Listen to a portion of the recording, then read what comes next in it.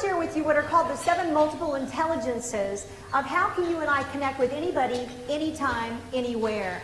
By a show of hands, how many of you do need to give presentations of any type? Presentations, briefings, updates, trainings, any type of education. Because I'm going to show you how to do that and how to make sure that you connect. And you'll also find out which of these modalities, if you will, are you. Because there might be a chance that you're not communicating with 1/7 of them. And it could be that there's something that you can do about it. And then we'll also have some fun. We'll end with the 67 fun different ideas of what can you do to beat burnout and keep your sanity and have some fun. And here we are launching off into this conference. And it's great because you're dedicated people. You're here. You're a hard worker. And I know that there's a lot that's going on in education overall. Between hiring freezes, between layoffs, between budgets being cut, between the bureaucracy, the red tape, the politics, all of that. And yet, what can you do to keep your passion, keep your sense of humor, and keep your sanity for doing the work that you do? Take out a pen. All right. Everything in education that we do today, organizational excellence and interpersonal communication skills, is dramatically impacted by sending a positive attitude to everyone with whom we meet. Would you agree with that? This is a 10-point quiz. I'll walk you through each one of the questions. If you would, please, circle the number that you agree or disagree, or you want to go neutral on this quiz. So, for instance, a 5 is that you agree with it, 3 could be neutral, and 1 perhaps that you disagree. Here's your first question. There is nothing demeaning about assisting or serving others. Circle your answer, no copying. I can be cheerful and positive to everyone regardless of age, status, educational level, special ed, appearance. Any observations? On the third question, on bad days, when nothing goes right, I can still find ways to be positive, regardless of what's going on. The higher the quality of service that I provide, the better I feel. I am enthusiastic about my job. All right, would that be a 3? Encountering difficult people situations will not cause me to be negative. Everybody's got their stuff. You just don't want to catch it. The idea of being a professional at customer contact is motivating. How'd you do on that one? Okay, oh, a little better, okay. Performing a people-oriented job is both challenging and fun. Some of you take it on. Oh, good, bring it on. Make my day. I receive great pleasure when others compliment me or my organization for superior service. And finally, doing well in all aspects of my job is very important to me. So if you would please tally up your score. This is the math activity of the program. Simple math at that. This is a pretty positive group too. Raise your hand if you scored 40 or higher. 40 or higher. See, look at that. 40 or higher. You were pretty positive. All right, here's what I'm going to do. I have prizes for you, of course, like a good teacher. I do. I have happy face magnets. You can put it wherever you want. So who'd like to start us off? How do you stay positive on a regular basis? Because when you're scoring 40 and higher, you're doing, hey, who scored 50? Who scored 48, 49, or 50 in here? You did? Okay, great. Let's start with you then, all right? So, all righty. All your friends are looking at you like, you did? Okay. So say your name and what school you're from. Melissa Anderson from San Bernardino County Office of Education. And how do you stay positive on a regular basis? You know, if you put a smile on your face and you keep a smile on your face, everyone smiles back at you. That's good. Here you go. Thank you. And you had your hand up too, right? What name and school? Oh, I'm Linda Fabre from the San Bernardino County Superintendent Schools. It's a happy place to work. I work with Melissa, and I'm a 49. I don't smile all the time, but I smile 98% of the time. And I bet it's real. It's real. Because see, if you hit 50 all the time, part of it wouldn't be real. It's like, can I have this by 4? Great. One of those. All right. So good. Thank you very much. Great. Who else? There was a couple hands over here. Great. Thank you. Name and school? Hi, I'm Mary Samples from Ventura County, Selpa. And I try to be cheerful all the time, hoping that the people will be cheerful back. Oh, there you go. Well, they call it good karma. I speak around the world, so Hong Kong, Malaysia, Singapore, Australia, Canada, Northern Ireland, Puerto Rico, all of, and I find that true. It's a universal language, especially if you don't speak that language. The smile and music are international languages. So beautiful. And you wanted to share? Hi, yes, I'm Denise Dam from Ventura County Office of Education.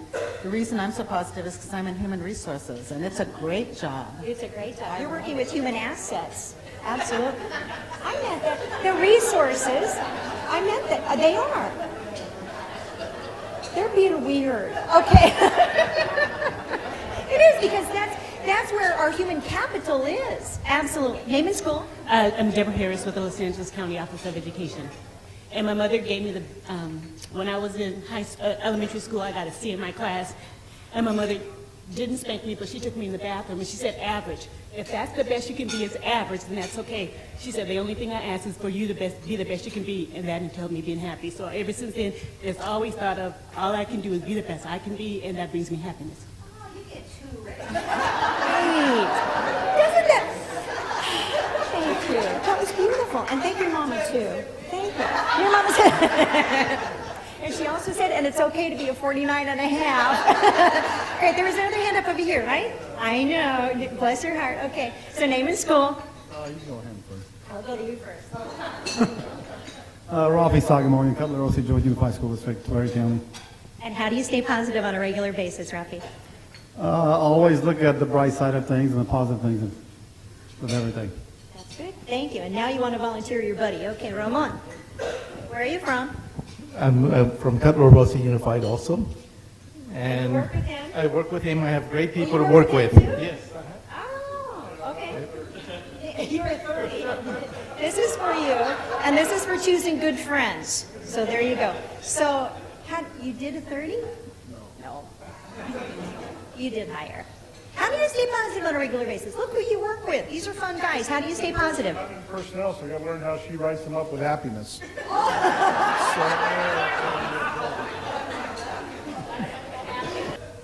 Robert Lewis, El Monte School District. The best way to reboot is if you're in your office and you're having a bad day, go out to the schools and see the kids and remind yourself what you're doing for a living. You get a whole bunch. There you go. Sharon, 50,000 Americans were surveyed, and here's what we found, is that 92% of us believe in PMA, positive mental attitude, not to be confused with PMS.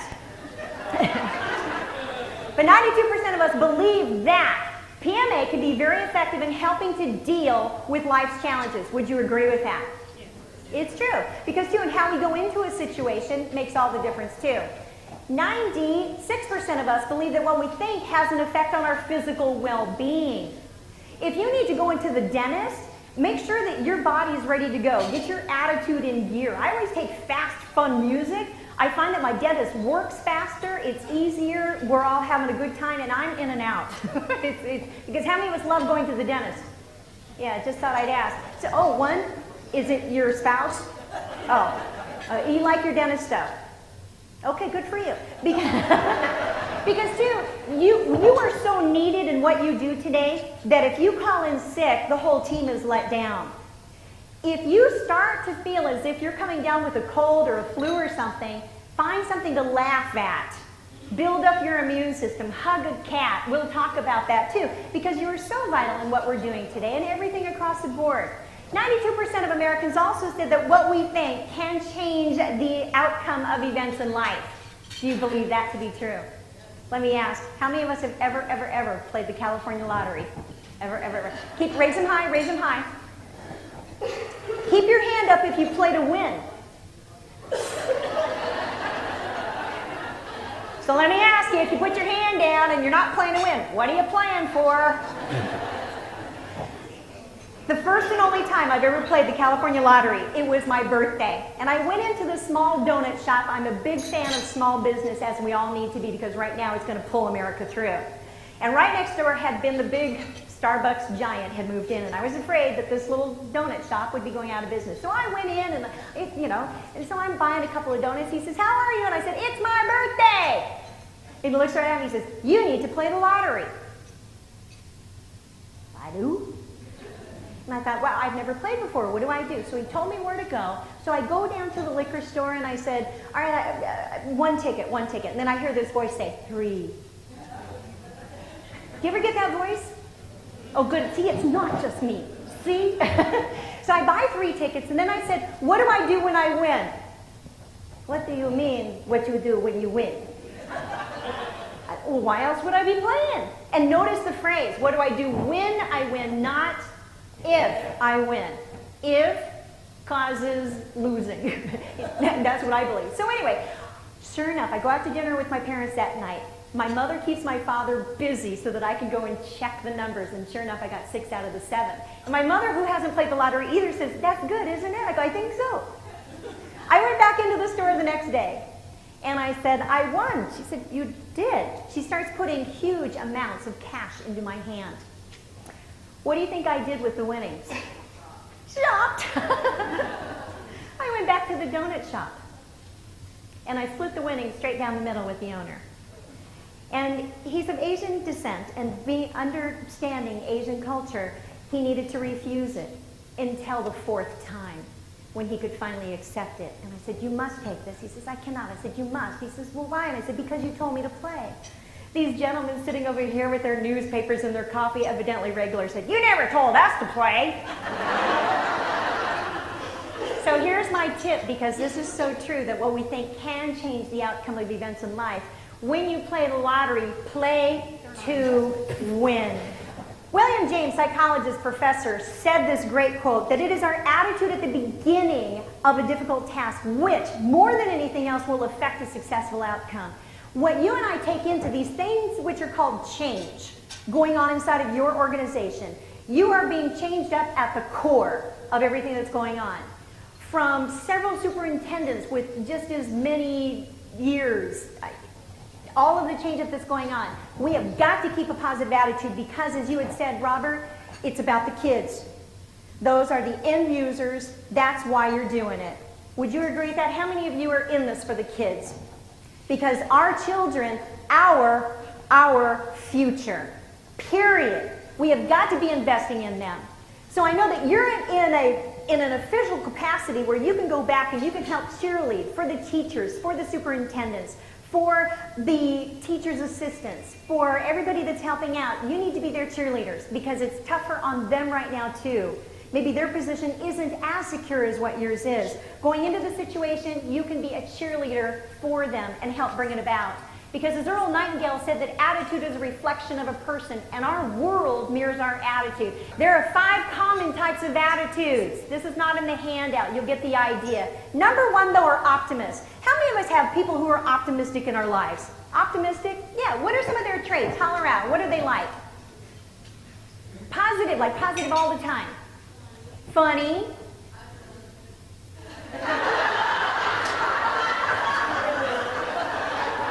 We'll come back to that.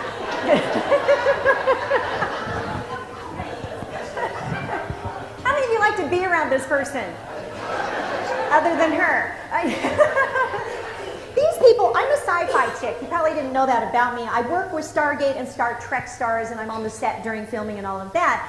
And I believe that optimist people are like supernovas of the universe. They have all of this energy and this go psh, psh, psh.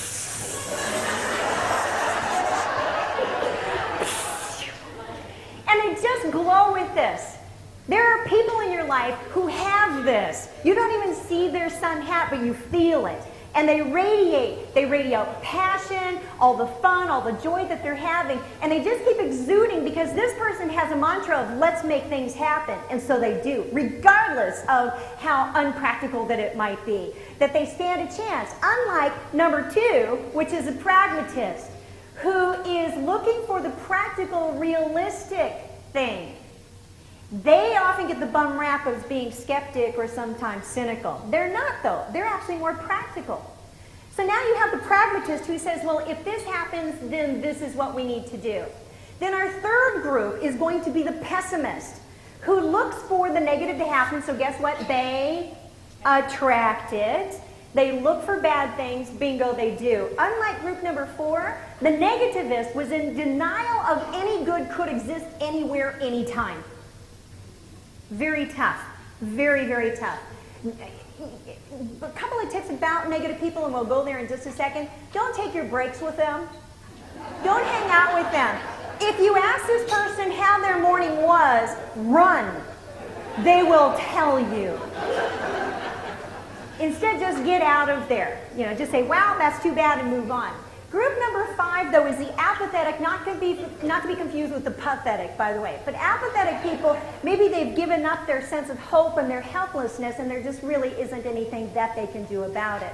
So these are the 5 common types of attitudes. There are times that we need to be a little less optimistic and more pragmatic, by the way, especially in dealing with changes in HR, in everything, budgets, and we need to take a realistic point of view. Otherwise, we want to lean towards optimism, absolutely, as well. So for instance, part of your mission statement with CASBO is exactly this, that the mission as the leader in school business management, I love this part, is to set the standard for business practices and policies that support public education through high-quality professional development and efficient advocacy, communication, and collaboration. So what happens then if we're not really getting along with people, or if we have people who are difficult? Let's go there for a second. Because people can be difficult when they are tired, frustrated, overwhelmed.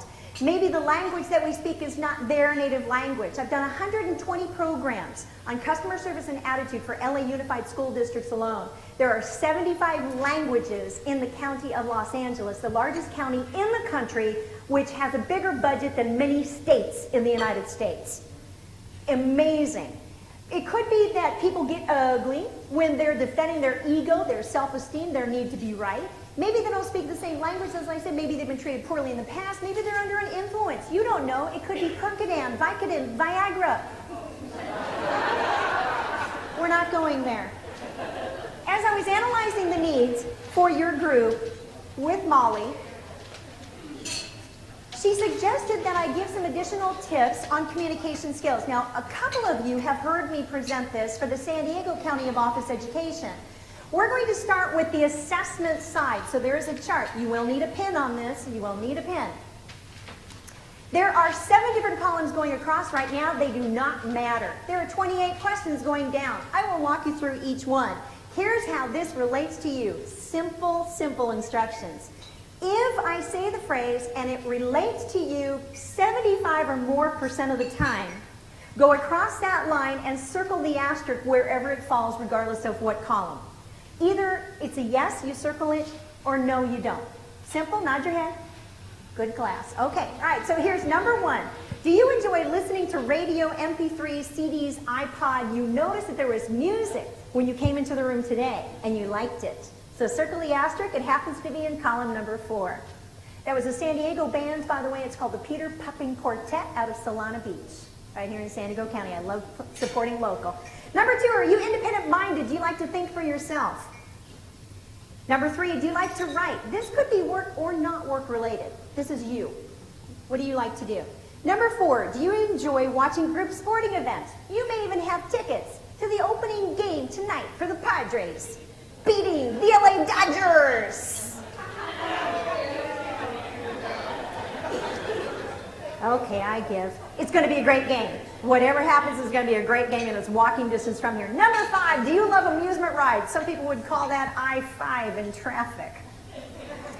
Number 6, do you enjoy math and or science? It doesn't necessarily mean that you're any good at them, by the way. So math and or science. Number 7, do you like to measure, categorize, analyze situations? If you're sitting there right now and you're thinking, what is this? Circle an overview of what this is and how it relates to you. These are referred to as the 7 multiple intelligences. If you want to flip it over onto the back, we'll be going back and forth between these 2 sides. This process alone may be absolutely valuable to you to see how you are communicating or not with other people in your lives. So here's an overview for you, and then we'll go into more detail regarding it. These are called the 7 multiple intelligences, and I'll give you the original source for it in just a minute. So for instance, if you scored a 3 or a 4 in column 1, you are highly linguistic and words are going to be very important to you. Column 2 is math and science. Column 3 is visual, spatial, you need to see it. Column 4 is musical, rhythm, rhythmic. Column 5 is kinesthetic, bodily. You need to have your senses involved. Column 6 is interpersonal, and column 7 is intrapersonal. Where this research came from is from 2 researchers from early childhood education, Howard Gardner, PhD, and his colleague, PhD, Thomas Armstrong. It's referred to as the 7 kinds of smart, or the 7 multiple intelligences. I have brought it into what it means to you and I today as adults teaching what we do. I was hired by the Institute Technology Mara in Kuala Lumpur, Malaysia, where I was teaching presentation and public speaking skills, and my entire opening was in their native language, Bahasa Malay. It was the strangest reaction, because I was coming from respect and knowing that I am, for many, the first Caucasian blonde-haired, green-eyed woman that they'd ever seen. They stood and they took their right hand to their heart with a slight bow, and they said, "You honor us." Whether my intonation was correct or not, I am highly linguistic, so I pick up languages. There have been times when I speak to groups from all over the world, and I'll open up with 12 or 13 different languages and saying hello and the greetings for the day. Language, we need to meet people where they are, is the whole key to this activity. So if you're looking for the takeaway on this, it's meet people where they are.